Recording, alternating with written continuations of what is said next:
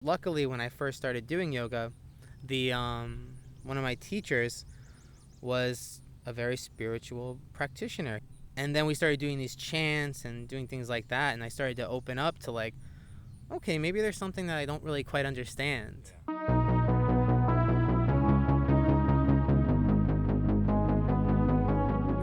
All right, so here we are, Indigo Rising Podcast, where we're going to be talking about healing and spirituality and everything related to that. And today my guest is Richie Parrella. So you say your last name, right? Yep. So Parrella. he's an organic farmer. He is a yoga teacher, and he's currently studying Ayurveda to become an Ayurvedic practitioner. So thank you so much for joining me today. Absolutely. And for this awesome backdrop. Yeah, most definitely. So just want to, I guess, kind of just dive in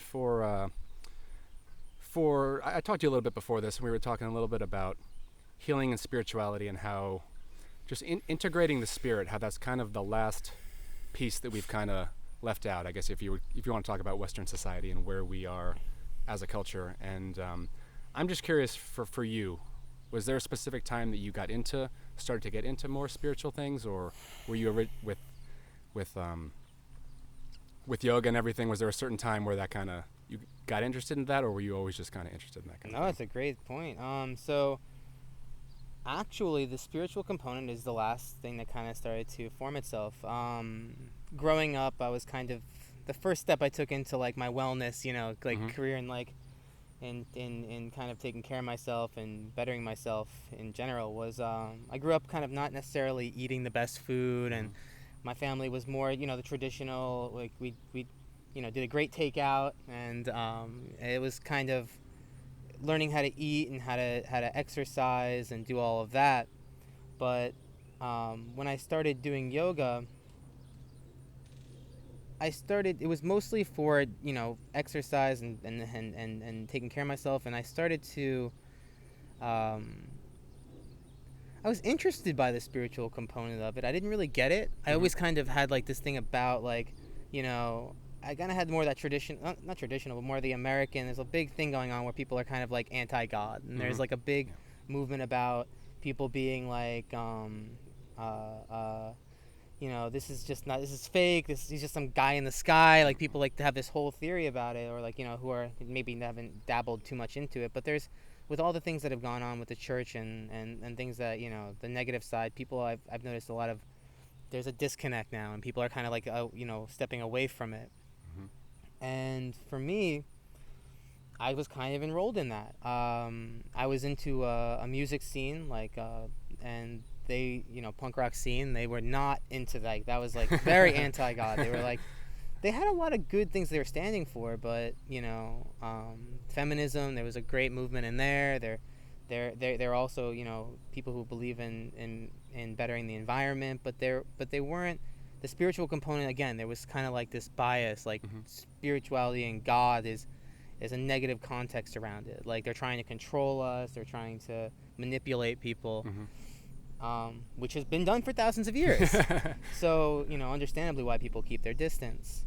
So I was doing the yoga for wellness, but I also, I wanted to learn to relax. Yeah. I was really stressed out.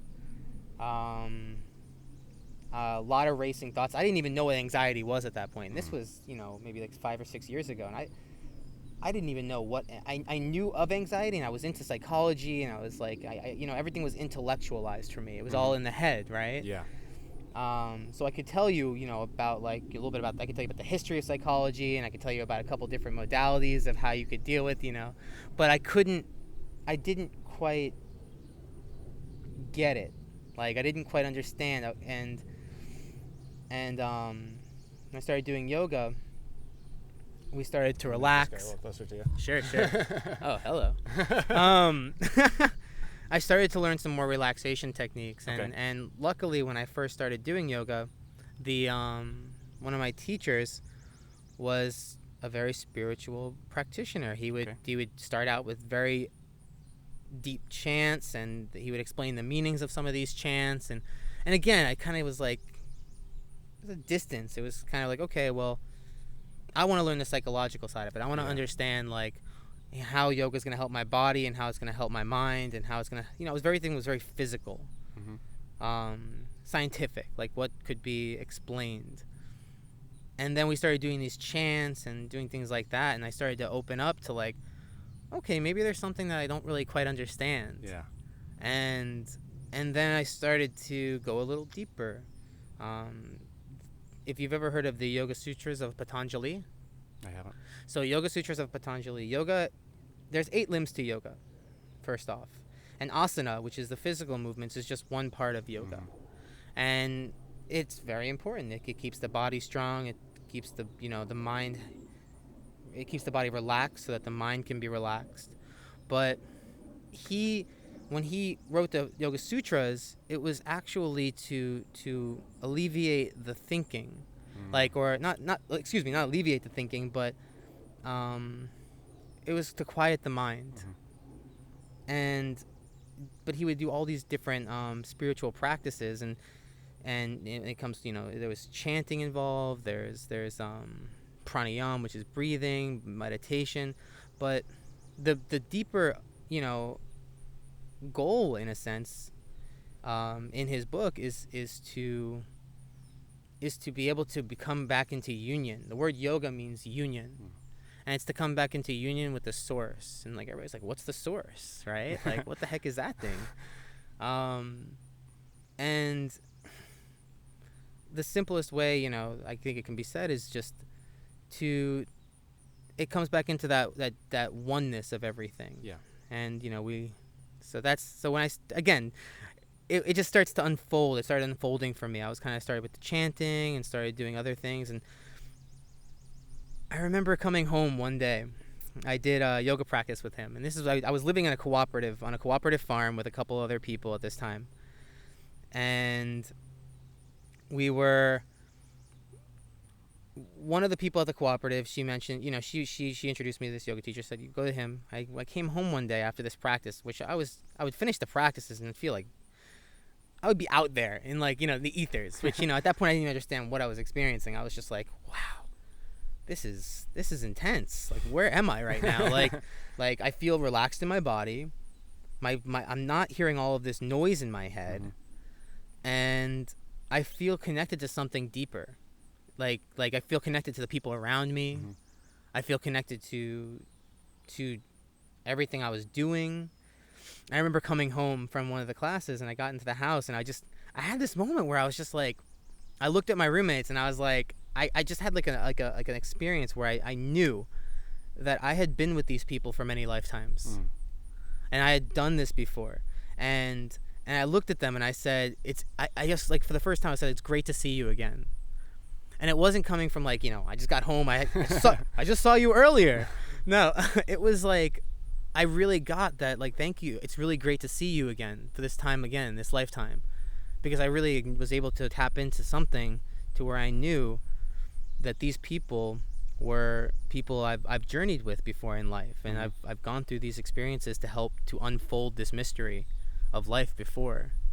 Amazing. So, that's really cool, because I think some of what you're talking about the whole intellectualizing it, because I think that I went through a very similar type of thing. That I grew up Catholic, and and you're saying that the concept of what God is, and I think that's, I've just always thought about this, how I think that a lot of the phrasing of it really stops us just connecting to that. So I think a lot of times you have an opportunity to connect to that source and to be a little more centered in stuff that you're doing. But I think that a lot of people, you're saying, get turned off just by hearing God and spirituality and hearing all these things. But I just think that there is, once I got past the intellectual part, I think that's been the biggest hurdle that I've had to jump through. That there was no evidence for me, and I'd like to intellectualize it all and to break it down and kind of get to be able to look at it from that intellectual space. And it wasn't until I actually got a break from my thoughts and to get some space for my thoughts that I was able to actually, like you're saying, when you have one of those moments where you just, oh yeah, it's like that remembering of just, oh yeah, I'm not my thoughts. Oh yeah, there's more than just this story that's been going on in my head. Because I think that a lot of people haven't had the opportunity to actually have that break. That if you've never had an experience like that, and I think that's something I'm trying to do with with these conversations, to try to just help people to have a different perspective, right? Because I think that perspective is everything, is all that there is, right? For us to be able to just consider a different possibility. Because I lost my train of thought a little bit. But Well, yeah, go ahead. No, go ahead. No, please. I think that Americans especially, we have a habit of being very in our minds. Yes. And we want to put everything into pieces. We want to put things into boxes.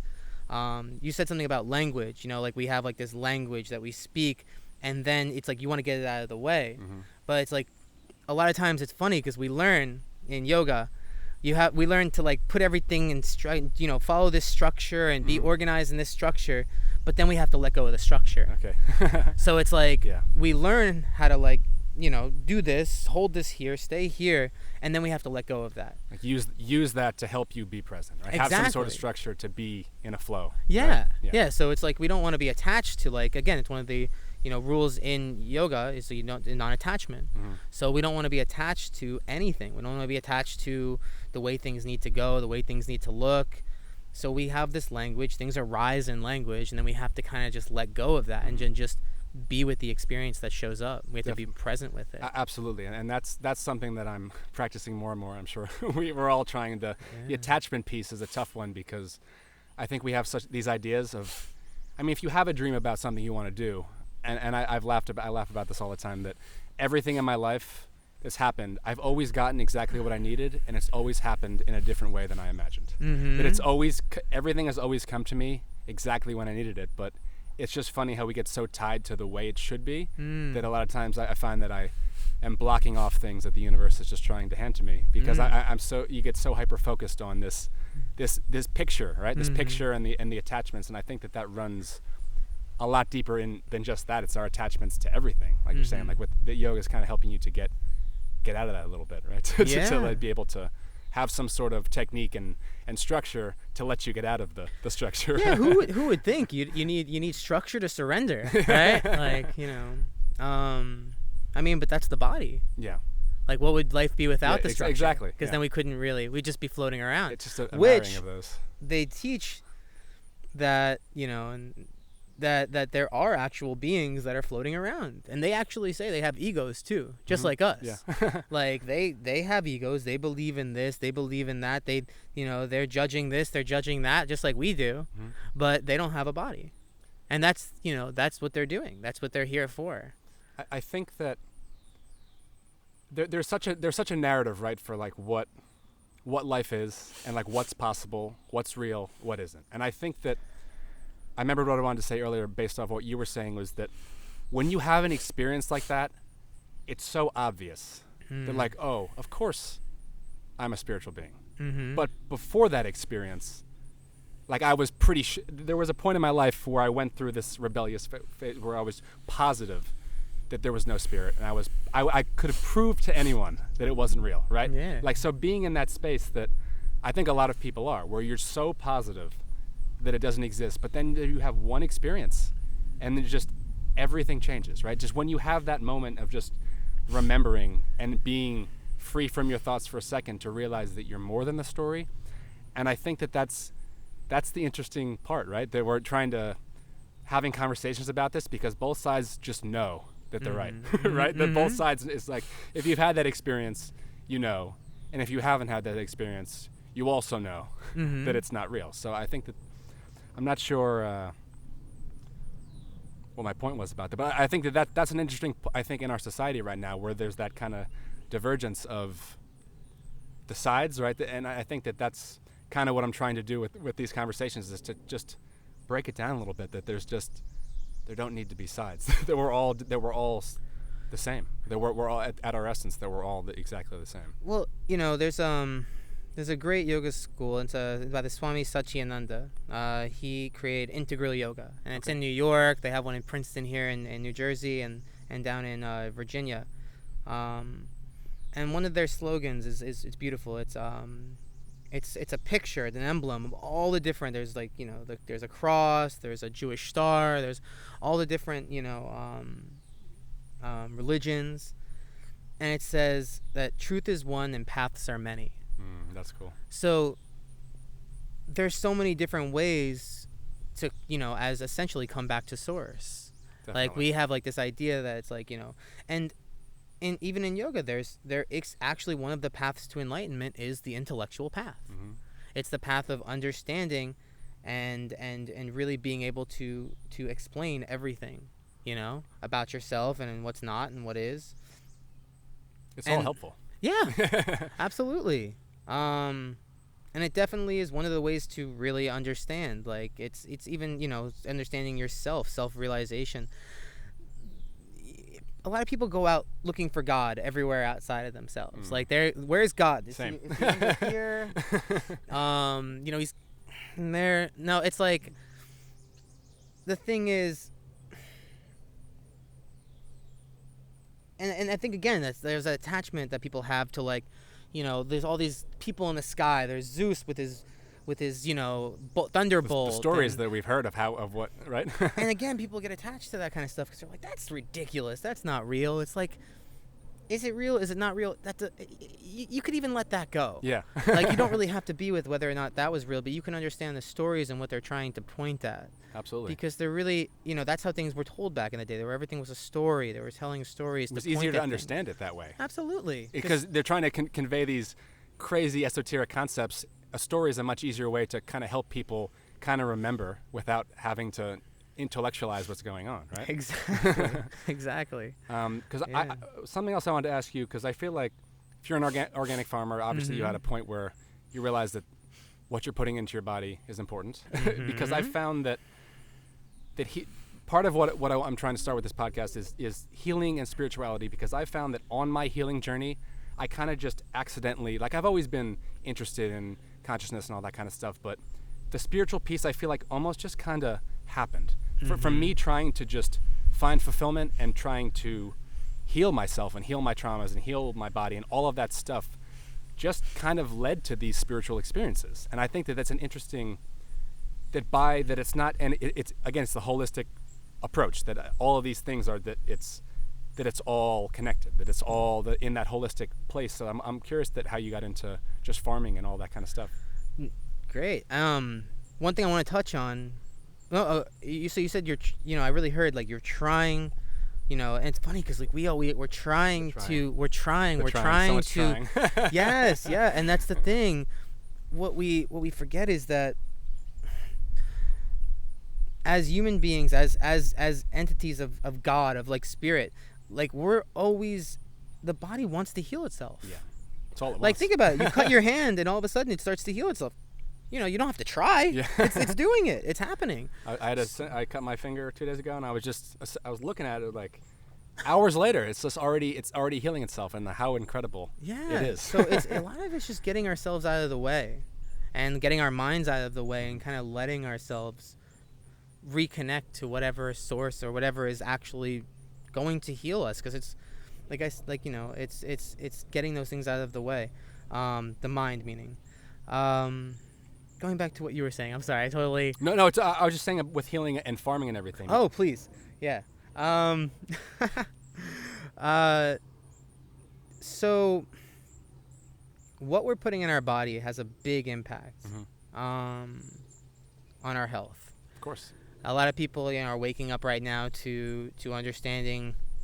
It's so simple, but it's really, we're starting to understand that, what we put in our body is what we are. We are a makeup of what we digest. Yes. Interestingly enough, the physical side of that, there's so much to that. What we digest emotionally, what we digest nature, like the things that we're around, being with with the earth, being with other people who are like-minded, who are loving, who are compassionate, who support us. Yes. We're always digesting these things. But as far as an organic farmer, you're reconnecting to the land. And human beings evolved with plants. Like, we evolved together. We both are thriving. Yeah. In our own way. I'd like to say, like, if you think about it, what's thriving more than human beings? Look around you. Yeah. I mean, it's everywhere. So again, being conscious of what you're putting into your body as an organic farmer, when you take care of these vegetables, when you're growing these vegetables, when you're growing plants, you're stewarding the earth, you start to see the connections going on all around you. And for me, when I started farming, my grandfather was a gardener, so I was really into this idea of like I wanted to, you know, grow my own food. And I used to love being outside with him, and you know, he'd be out there, and he was an interesting man in the sense that he was using a lot of these really up-to-date techniques right now, like these organic farming techniques like permaculture, which is, if you've ever heard of permaculture before. I'm not So permaculture, it stands for permanent agriculture. Okay. And it is a technique that is being used by some of the more by certain organic farmers, and it's looking at the land as a system, Okay. rather than looking at the land as just let's grow in rows. Gotcha. Like, you know, we grew up in this, you know, we have this like industrial revolution where everything needs to be put in these organized straight lines and you know, and nature does some of that, but if you look around with you, like, where do you really see? I mean, if you even look at this tree here, like, you can't really see the lines. Like, it's not just in organized lines. The tree's growing in all these different directions. That's not nature. It's not. Like, nature doesn't naturally grow in lines. I actually heard somewhere that we have to wonder if straight lines only exist in our mind because they don't exist anywhere in nature. There you go. That's a great. So, you know, we want to rebel against nature, and we want to say, let's put it in this organized line, let's put it in things in these boxes, and then we get upset because things start to get messy. And then we get upset and we cry because our house fell over and we fell into the ocean. It's like, well, you're dealing with something bigger than you. So it's something that is more powerful, has been thriving for many years. So as an organic farmer, and looking at permaculture, you're seeing things as a system. Okay. So instead of looking at like each line, you're looking at the bigger picture, the whole system. You have your water, you have the way the land, the elevation of the land, and how the slope is, and how can you work together and make all of these different, you know, parts that are very important work together as a system. So in organic farming, now some of these, you know, farmers who are a little bit, you know, they tend to kind of slide more towards the spiritual aspect in a sense, because again, it's looking at things from a holistic approach. Like, how can I look at this whole system and make it work together in line with nature? And nature is God. Yeah. I mean, let's be real. Like, if you want to talk about spirit, and it's the universe. It's everything working together, and how it works together, and how it all. I think we forget that we are nature. There's a quote by Alan Watts that I love, that we didn't come into nature, we came out of nature. Yeah. That, like, we are a part of nature, because we're trying. I feel like we're always trying. A lot of people are trying to get back into nature, but we are nature. You know, you don't have to do anything. I think that's a big part you were saying before about the trying. That's always my intellectual side, that I have to kind of reel back and realize that it's already working through. Like, it's already trying to work through me. I just have to get out of the way. Right? I just have to kind of not be. The trying is kind of what gets in the way of what's nature's trying to do. Right? And Lord knows we don't live in a society that really gives us the freedom to do that. Like, what if we could just go with the flow of things? And it's like, well, how are you going to pay your taxes? Oh, okay. So it's kind of like we have a structure that we kind of are born into. Of course. We're born into this body. We're born into this, you know, society, and we kind of have to learn to navigate through it and surrender along the way. Absolutely. And just work within the confines of nature, and look at the confines of everything that we're given. Yeah. Because I think that's another interesting part, because we can't ignore the fact that there's been a lot of technology has advanced, right? All of the advancements that have happened in our society, that's something that's happened.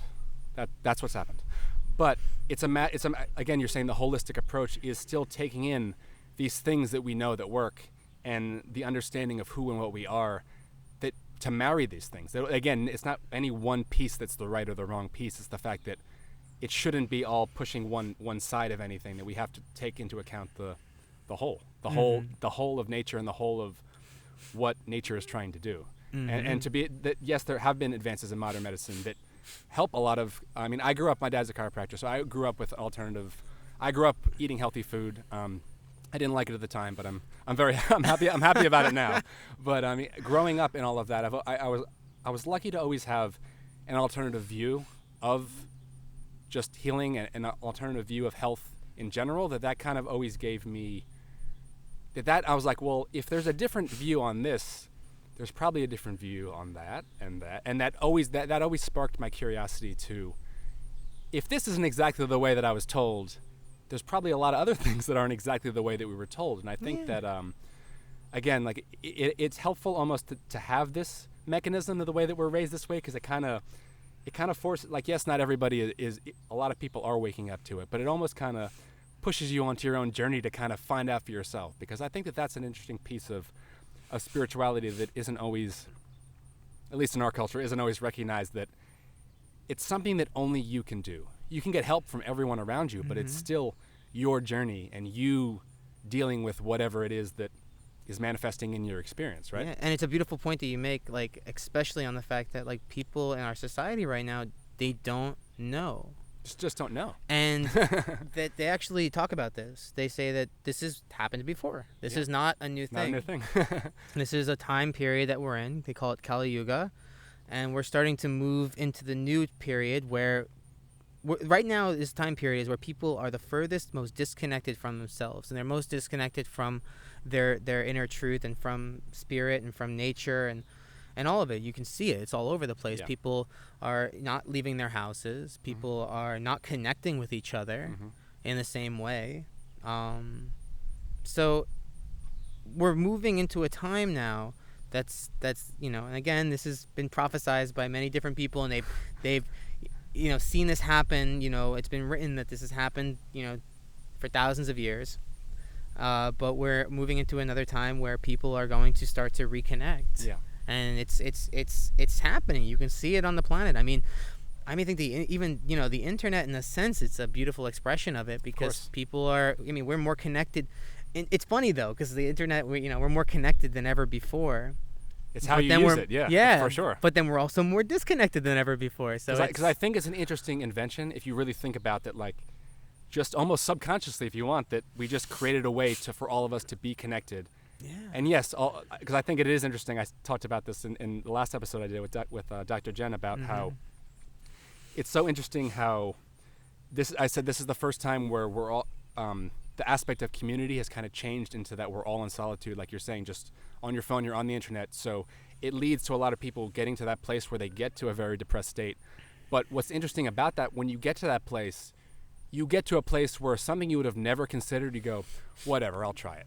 Right? So you get into a place where you would never, like, maybe someone would never try yoga, or they would never consider going to some alternative practitioner, but they say, you know what, I'm at a point now where I'm in pain and I'm not happy, that I want to try it. And then sometimes those people almost have the most radical changes, because it was just such a shift that allows them to get that, to have just a different perspective. And I think a perspective is such an interesting thing, that once, like I said before, once you see it, and once you remember and just have that moment, there's something that can't be taken away from having a moment like that, Yeah, absolutely. Now, here's an interesting perspective, though, because there's an interesting perspective that people that are inquiring about this in this lifetime, that they perhaps have lived multiple lifetimes and they've already experienced this, but now it's actually called the remembering. And it's actually just remembering something that's been, we know intuitively, again, because being the fact that we're all manifestations of something that's much bigger than what we can understand, we're now tapped into that at all times. It's just now we have the mind that says, no, that's not real. No, that's not true. No, that, you don't have little children arguing with that. They're just like tapped into the source, you know, they're doing yoga poses when they're coming out of the womb. You're like, like they're, I mean, how did you know that yoga pose? You don't have a baby like that. This is doing the, wow, that's the most amazing, like, Bhujangasana I've ever seen. Like, it's just natural. So, like, it's our mind that kind of argues and says, like, okay. For sure. But again, like you said, like, those moments where you know something, right? Where you just are in that intuitive knowing. But right? It's actually just being in touch with something. It's remembering something that's true to you, something that's, really just there. There's a thing called Samkhya Philosophy. Have you ever heard of that? I haven't. So Samkhya Philosophy is something that's been used for thousands of years. It was written in the Vedas, which was, let's say it's over, they could be up to 5,000 years old. These are like the sacred texts of India, right? And yoga actually is coming from this. Okay. So that's part of one of the Vedas. So in Samkhya philosophy, they literally are outlining, like, and again, it's a structure. They're outlining like the creation of from the most subtle form of existence to the grossest form of existence. So they're going to talk about the beginning, where it was just consciousness. Like before the Big Bang happened, before creation even began, there was just consciousness, nothing but consciousness, pure consciousness. And then, you have this masculine energy and this feminine energy that became, the feminine energy became, was looking at the masculine energy, which created, Shakti and Shiva. And boom, this Big Bang. And that's the beginning of existence. Big Bang came, and started existence. Well, the belief is, and obviously from that point, now you're getting into, all the different things that come from that. So coming all the way down to ether, air, fire, water, and earth, the most subtle, the more physical parts of existence, which if you look at my body, it's made of ether, air, fire, water, and earth. Water, blood, there's water running through my body. There's fire. Think about your digestion. You need that heat, right? Yeah. That internal heat to cook everything. Ether, which is what human beings could use a lot more of, is space. That's what we actually, and especially in Americans, we're missing is having that space to create. So air, there's constantly flow in the body that's happening, and earth, the bones, the physical structure of the body, it's all here. Yeah. And that's the most gross form of existence. So, looking at that consciousness all the way down to the grossness, and there's everything in between. So they've learned to map out and actually, how to look at everything in between. And this has been done for 5,000 years. Yeah. And then people are like, they were so unsophisticated back then. It's like, wait, you ask somebody like what is Earth to you? Like, people are gonna be like, well, there's a planet, it's blue. I'm not saying that people are dumb. It's just there's a disconnection that's happening between people and Earth, because people are so mind-centric and they're focusing on their jobs. They have other things that they're focusing on. For sure. Which, when we have that disconnect now, that's creating anxiety. It's creating stress, because we're not living within the natural structures. The balance. There's no balance of our planet, and I think that's in the world, the universe.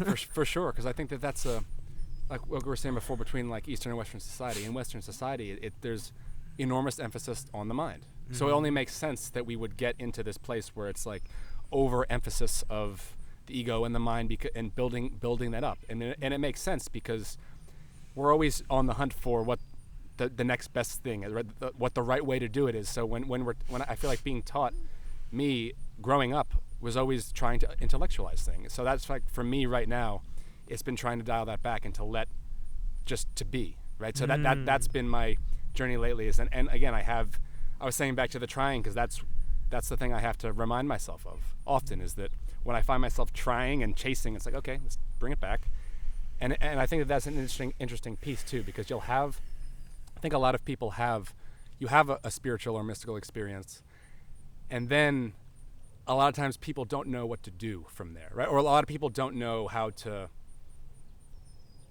to do with that information, because I think a lot of times you'll have that experience and people think, oh, now I'm better than this, and now I know everything. And I've even been guilty of the spiritual ego, right? When you have that experience, that you start to think that you realize that there's something else going on than what you were taught, right? Than what you grew up believing that existed. And I think just getting to tap into that a little bit, definitely, it goes against the way our society thinks. And I think that's a big piece, because I feel like I've been really scared to even start talking about this stuff, because growing up and knowing, and just everything, like you said, straight lines in boxes, and it's just this is the way that it is, and this is what life is. I think it's very interesting, right, that we're taught what life is a lot of times by people that aren't that happy, right? It's important to, I think, for people that we're listening to or modeling ourselves after, that if that's a life you're looking for, then it'd be good to learn from that person, right? But if it's just something you're looking to attain, and it's not actually going to be something that you actually enjoy doing, or something that fulfills you, that you can spend a lot of time and energy and a lot of stress going down that road, right? Yeah. So I'm curious for organic farming, for just kind of what you've described a little bit, that it just sounds like a very connecting experience, right? That it connects you to the earth, right? It does. Just my Please. thoughts. Yeah, no, please.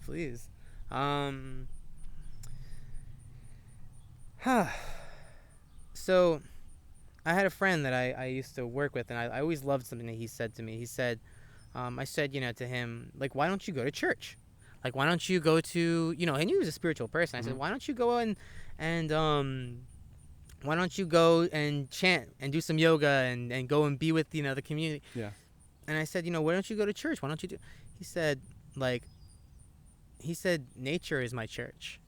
Like, he every day would go outside, and, everything that you want to understand about yourself, it's happening out here.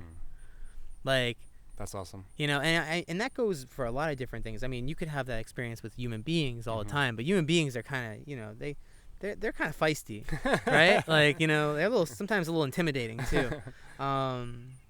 So human beings are a little bit, I guess a little bit less of a controlled setting. Not saying that nature is the most controlled setting in the world, but I'm pretty sure this tree's not going to bite me right now. It could happen. Yeah. Lord knows, I've seen Harry Potter. So, but there's a good chance that this tree is going to stay there. It's going to do its thing. And I can observe this tree, and I can be with this tree, and I can start to notice this tree kind of has skin like I do, and okay, it's like I said, I was able to look at the tree and say, okay, well, it's growing in all these different directions. It's oh wait, so you're not saying that I have to, and again, I'm using more of a societal. I don't have to do what my parents told me to do, and I have to go and just do things the way they wanted me to do them. Oh, I could grow any way I want. Another analogy I love using is a lot of times what I would do in my life is I would take on too many things at the same time, right? Same. I was I gotta have 35 projects going at the same time, and especially in Ayurveda they call it this Pitta personality. It's a fiery personality. I'm going to save the world and change everything, and or I'm just gonna make all the money. Whatever. Americans, we love doing this because that's why we were able to make this. That's why we're the global leaders in business and everything else. So, other than peace. So, I like to think of trees. I was my life was so freaking busy, and I was like, what the heck? I can't get anywhere. Nothing's happening. I'm not able to accomplish anything. And then I looked at a tree, and it's what happens if you let a tree have 35 branches going all these different directions? The tree never really grows. It's just kind of just heavy everywhere. And it's just, so, you want to trim a couple of branches and kind of let the tree grow up and let it grow up into the sky. It's or, naturally trees they're gonna drop some branches off, and Lord knows if we could live in that analogy and just let things go. Oh, I don't need to hold onto this branch and tie it on here and I'm not letting it go. No, let go of this branch. Let these leaves fall off. Sure. They're supposed to. Yeah. And then the next year, oh my God, now there's flowers on this tree. I never knew this tree had flowers. Wow, all I had to do was let go of a couple of these branches and leaves. Yeah, that's a powerful metaphor. I think it's really, really powerful. Like we were saying it about attachments before. I think it's just not the way that a lot of us think. And I think that's just the programming that we have growing up that you need the attachments to not even just things, but again, like I was saying before, just how things should happen, right? How even just what you're naturally trying to do. Once we get the picture, sometimes we get tied to the picture of how it has to happen. And I think that's something that I'm reminding myself of every day, that a lot of what that stuff, like visualization, a lot of that stuff is to get you into that good state and get you into a state of joy and a state of not taking everything so seriously. There's even a better idea. I love your idea, and I think it's great. You even think about the fact that maybe intuitively there's a knowing that knows where you're supposed to go and what you're supposed to do, and you're just letting it come out. Letting it come out. Letting it be spoken. Obviously, if you're I need to become an accountant and make lots of money. Then clearly, maybe that is your dharma. Maybe that's your path. Maybe that's leading you to the next path that you're supposed to go to. You become the accountant. You're stressed out, and all of a sudden you're wow, I'm not happy. Yeah. So. Then you find the next path, whatever is there for you. But, you visualize, you create, what your path was. I was organic farmer. This was a beautiful path. I felt in line with it. I felt connected to it. And then I started to, do yoga. And I was wow, teaching yoga is really fulfilling. I get to connect with people. And then next in line is like Ayurveda. Wow, now I get to really work with people one-on-one and start to, support them in making the lifestyle changes so that they could be more in balance, so that they could have their dreams, and so that things can come to fruition for them, and starts to, reconnect people to the nature so that we can all be reconnected to nature. And then, Lord knows, my bigger thing is, if we as human beings, we could save the planet in the sense, we could fix everything, right? Build lots of hazelnut orchards and vegetable farms and have everything working in conjunction. It will work well, but human beings are very good at messing this up because of the mind and the fear and anxiety and greed and all the things that come from like being stressed. So, it's important to, again, for me, I believe it's important tackling it from the perspective of having human beings have like a heightened awareness and a heightened consciousness. And once we can reach that point, now things are going to start to, like, there's not such a fear anymore, because when you realize that there's always enough to go around and that there is an abundance of resources, now people aren't clinching onto them. Yeah. And so it's really coming out of that lack mentality, right, into the abundance mentality. So if we could actually have people feel, grounded, or feel, expanded, or really have like this heightened sense of things, like this higher spiritual perspective of things, then I'm not saying that conflicts won't happen. Mm-hmm. I'm not saying that people will stop killing each other. Maybe just less often. Yeah. And maybe like this person will, beats this one up, but then, realize, well, I'm sorry. Yeah. I was upset. Yeah. And then, things are going to evolve and start to like become a little bit, it'll just be we'll slowly start to evolve in that way. For sure, because I think that's when you don't have the connection within yourself, you look for it elsewhere, right? That I think that's we've been on that path for a while, right? That when you don't feel connected to anything, you're gonna chase it somewhere, and you see other people that seem to be connected, and it turns into this chase, like I was saying before. That if you don't see anyone around you that seems to be 100 like fully fulfilled in what they're doing, you're going to look for it. You're not just, some people do give up, but as there's still the spirit and that the human spirit that comes through that says no, right? The part of you that intuitively knows. And I think that even just, you want to call it a gut feeling. Mm-hmm. Most people, that if you're not even like, you're not too into spirituality, you're at least aware that you have a gut feeling, and then that's something that when you listen to it, it seems to guide you, right? That if you don't want to. But I think that from the gut feeling that is that intuition, that energy, that source that's coming through to say like, hey, like either you shouldn't do that, or this feels really good that you should do that. That just getting people more in touch with that voice. It's not so crazy or scary when you think about it. Just that everyone's had a gut feeling before. If you call it intuition, then people start to go, well, I'm kind of intuition, but I should still weigh everything out. And I think that's where it's the balance of these things, that your mind's not bad, because I went through a period of my ego is like, I got to get rid of my ego, right? But then it's like, no, the ego helps. It just needs to not be 100% ego, that we kind of have to marry all those things. Yeah, well, absolutely. It's funny that you mentioned that. Like, that's one of the great things. It's like realizing the ego is just one place that we're coming from. It's again, it's another structure. It's a way that we are able to navigate this planet, is to differentiate, like, what makes me different from you. Mm-hmm. Like, I'm this and you're that. Mm-hmm. I'm this and but we get a little caught up in the ego. Like, this, I'm this and I'm that. And it's like, again, in Samkhya, they talk about the ego is called a humkar. And it's just one part. Now, above a humkar, there's a thing called buddhi. And buddhi is basically like our soul's potential, like what we can see as from a soul's perspective, like what we can actually like perceive. And then there's even beyond that, which is mahat, which is universal consciousness on earth, right? So we want to try to, we can come from the ego. There's nothing wrong with that. Like, I like, I like to do this. I like to go, what is it? This morning I had toast. It was great. I enjoyed it. It was organic. It was that killer bread. I don't know if you're Dave's killer bread. Dave's killer bread. It's great. I believe in the message. These prisoners, they were in jail, and then they came, this guy came out of jail, and he decided to make this bread loaf. It's organic. It's great. It's good for your body. And, now he hires people who are specifically a third of the people that work for the organization are people who were in prison, and I connect to that. I think it's great. And a lot of times we have this negative perception of like ego. Like ego is bad. Don't have ego. It's like ego is what makes you do anything that you do anytime. For sure. Like I chose the killer bread because it tastes good and because I believe in its message. You connected with it. Yeah, it's not a negative thing. It's just I sure. do that. Yeah. That's great. Now, if I was to sit in, meditation and I'm connecting to something deeper, there's no difference between the bread and I. There's no difference between Dave and I. And there's no difference between, maybe I might come to that realization. That's where I start to realize, like, Dave and I are no different. Like, Dave did what he did. He killed somebody or hurt somebody or did something, that broke the law.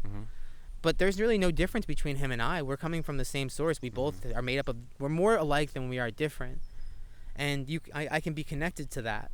And then I can bring that down into the I and start to make my decisions based on that. Yeah. Now, but if I was coming from Dave, if I could also be in my ego sense, which people, a lot of people live in that ego, say, he hurt somebody, he's bad, he should not be trusted, I will not eat this bread. Yeah. But that's not coming from the place of like we're all connected. It's coming from the place of 100%. he did something bad, he should be punished. Absolutely. And then if you really think about it, when people do that, how are they treating themselves? Every time they do something bad, they should be punished. Yeah. It's really it's not coming from a place of like oneness and love and connectivity, and like people are really like, they want healing.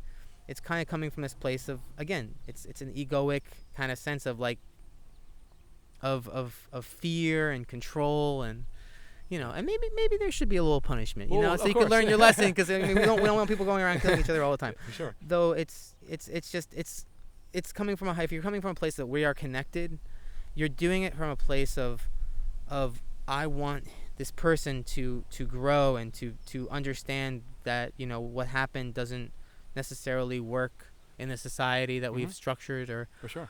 And then it's you being able to see yourself in that person. Absolutely. And I think the more that we were able to, I think why longer conversations are so important, especially with people that you don't agree with, right? So people in those conversations, you're going to find something that you have in common. I think the more that we're able to see that you have something in common with every person, especially you're saying someone who did something that we may deem as bad, and try to see how maybe they had a terrible upbringing, maybe that they were in a bad situation, to try to find some common ground. That once you're able to see yourself in another human being, it's a lot harder to dislike that person. It's a lot harder to not be able to find some sort of connection. And when I feel like the more we're able to find that connection with everybody, the more we're going to want to help each other, right? Because from that place, right? Yeah, and it's like you said, it's so simple. It's not like like it's not anything crazy. but it's not even that difficult in the sense like the ego is I, and it's just I am separate from you. Yeah. It's just where it's coming from. That's always going to come from that place. But if you can sit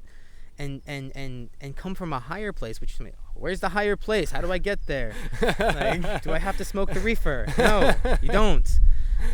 It's getting the mind to quiet down, and when the mind stops chattering, 'cause the mind, most of it's ego stuff, like I this, I that, I want this, I want that. When you can get that to quiet down, you can start to sit, and stuff will start to show up. And you learn how to meditate, and then you unlearn how to meditate, and you learn how to meditate again, because you can't really say like there's a structure to get you somewhere. For sure. But it's always going to be your individual path. I completely agree. And I think that that's an interesting thing, especially with that a lot of times people think, well, this is the way you're supposed to do it. That like, if that works for you, then you should keep doing that, right? If you're doing something that helps you connect, that you should keep doing that. Because I found that that's something that I try to always get myself out of, that this is what's worked for me, but I don't want to tell you anyone else how to do what I've done. I'll share that. So hopefully maybe that inspires you to want to find your own way to do it. Because I think that finding your own path, because the tools are all there to be used, right? We have these different tools like yoga and meditation to help us to use it to access a part where we don't need the tools, right? Or like it becomes bigger than the tool. That the tool is allowing us to access something greater and a higher part of ourselves. Because like you're saying, the chatter until you have a break from the chatter, you think that you are the chatter, right? Mm. Like I think that was always for me years ago that I didn't. Like you're saying, just I couldn't wrap my mind, again, trying to wrap my mind around the idea that I'm not my mind it's a never-ending battle you're going to be until I finally stop and sit down.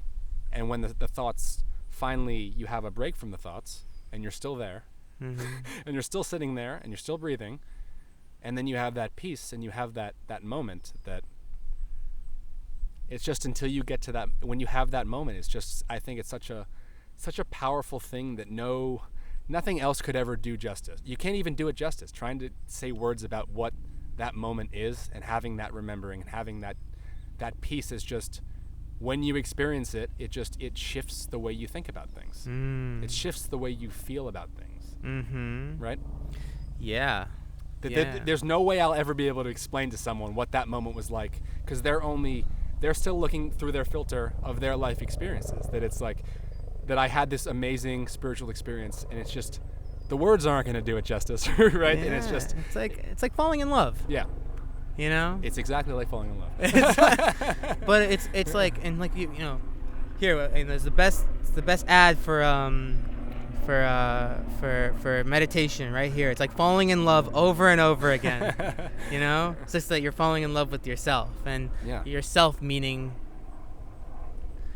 God, meaning existence, meaning the universe, meaning creation, meaning everything and nothing.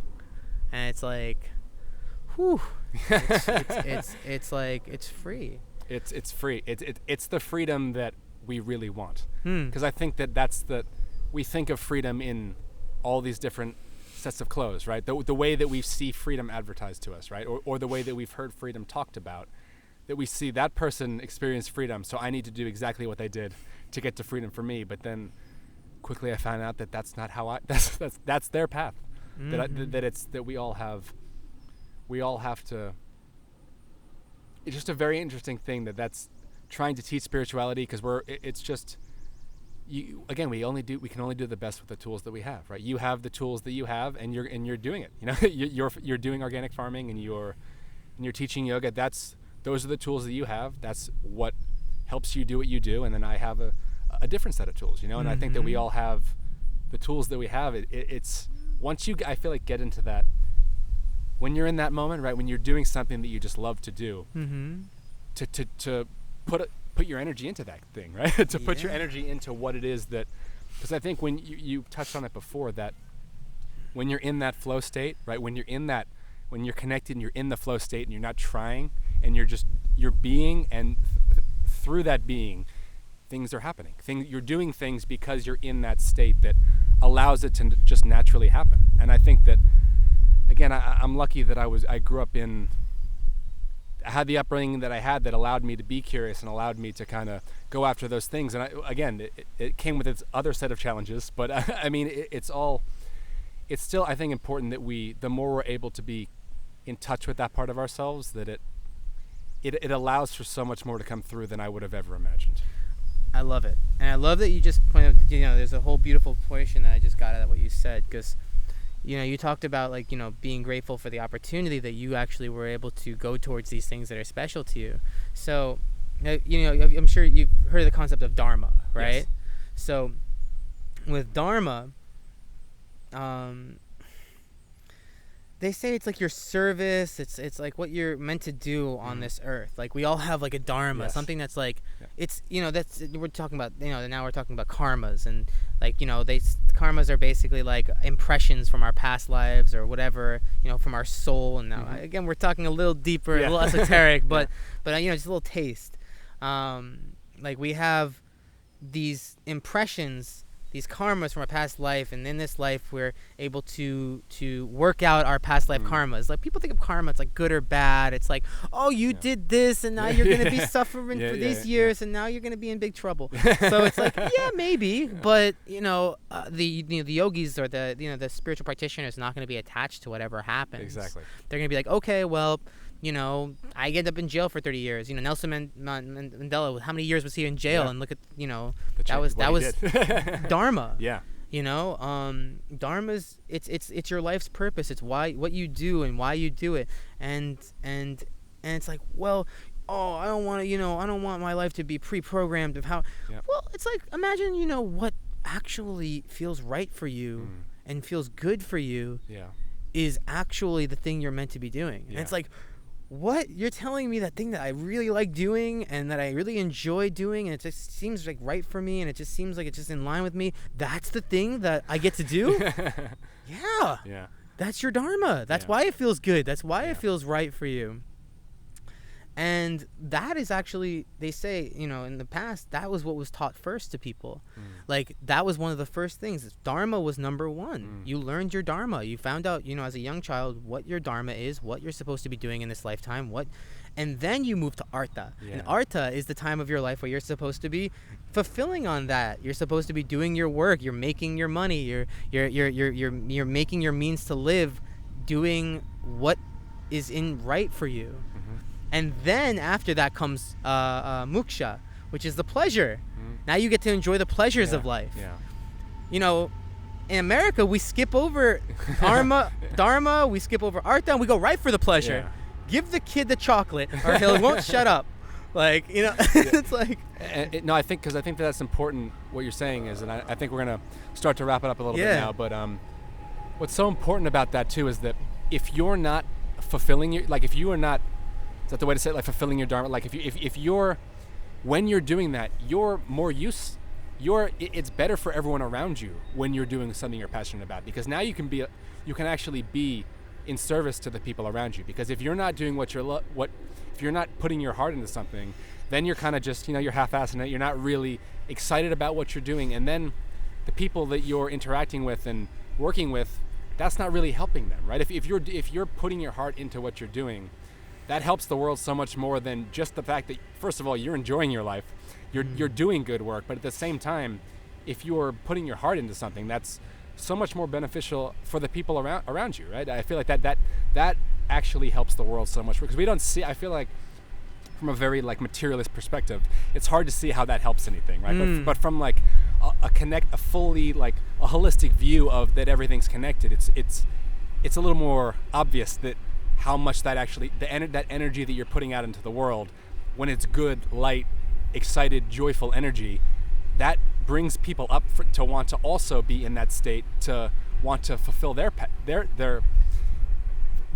I don't want to say purpose, because again, we still have the choice to do what it is we want to do, but I mean, it makes people want to be in that state, because then they want to help people. You want to take care of what we have here, right? Here's a radical idea that's actually the state of what we are. We are what we are, for sure. The truth is, and the verdict's out.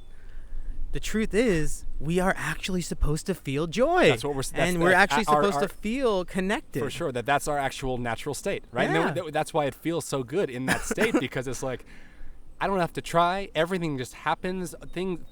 The circumstances happen in a way that you could never possibly dream or imagine of. And just the way that it all tends to come into fruition is always just in such a magical way when you're in that light, joyful state. And I think that you're talking about this spiritual renaissance in a way of what's happening right now, that people are starting to realize that being on the internet all day long isn't giving them what they wanted to. So people are starting to seek out other things that, if this isn't working, people are going to start to try different things. And I think it's an exciting time to be alive, because again, it's cool. You're doing things that you love. I'm doing things that I love. And it's exciting to be able to show people that there's another option, because I think that a lot of people you said just don't know. If you've never been told there was another option, you may have never considered that. So it's an exciting time to be alive. Totally. And I really want to make this a important point to touch on with Dharma is, people might get attached and they might get upset because I'm not living my Dharma. Yeah. Well, it's like everything that you're doing is part of your Dharma, because it's leading you to this point. The time that we're in right now is a time about, we are as human beings disconnected, and that's the Dharma, to actually reconnect to this new level, to this new point. And it's like everything that we're doing is happening the way it's supposed to be happening, and nature has its course, and it has its way of doing things, and it's we again, the universe, we might not survive. Human beings might not survive. Maybe some of us will, I don't know. I don't know what they have planned. So, but regardless, if we can, again, not be attached to that and understand that we are a higher being, and it's not just this physical body, and there's something that's more to life, and there's more to existence than just this physicalness, and you can really tap into that and be connected to that, there's not such a fear attached to it. Like, if I die, then I die. Then I'll die to, live tomorrow. The pain might be not very comfortable while I'm dying. Hopefully it's nice and smooth and easy, but and hopefully I can do it in a way where I'm really, at peace with myself and at peace, and connected to that higher being. Then that would be great. But it would, it's a radical new way of viewing things, to where people can actually, it's a radical new way. It's been going on for 5,000 since the beginning of time. For sure, yeah. I think that's touched on a lot of good stuff. Yeah. I think I just want to just wrap it up. I just want to, first of all, I just want to acknowledge you for living your truth and for just organic farming. I think it's such an important thing. Like, I grew up eating, my dad, my parents used to buy from a co-op, because when I was growing up, it was a lot more difficult to get organic food. It was definitely not accessible, that accessible 30 years ago. And again, just being here on a farm, growing your own food and just giving people access to that, I think it's such an important thing. Like you're saying, getting back to our essence and getting back to realizing that it's important that, yes, maybe you can grow more food if there's chemicals in it, but is that what we want to be putting in our body? And again, and just for getting people in touch with yoga, and for just helping people connect to their essence. I think it's awesome to see someone like you living your truth, and I want to acknowledge you for that. And, Thank you. Thank you so much for sitting down with me, and I know that you're studying Ayurveda. I'm so excited to hear more about that as you get further with that. Please. And then I also want to share, that there's an organization I have. It's called From Nature to Nurture. Okay. And it's, again, it's about using different techniques like yoga and meditation and different mindfulness techniques and really reconnecting to yourself using nature. Awesome. Yeah. And again, that was my next question. Where can people find you? Oh, yeah. Well, on Facebook. From Nature to Nurture. Awesome.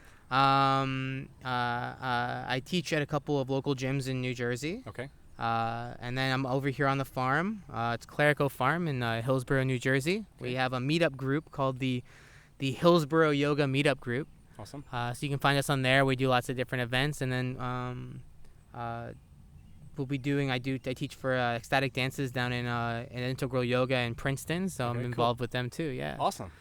Yeah, and you can find me online, Richie Parrella. Awesome. Yeah, add me. Awesome. I'll get links to everything for everyone watching, and cool. Thank you so much for sitting down with me. Absolutely. All right. Until next time. Thank you, man. Yeah, brother.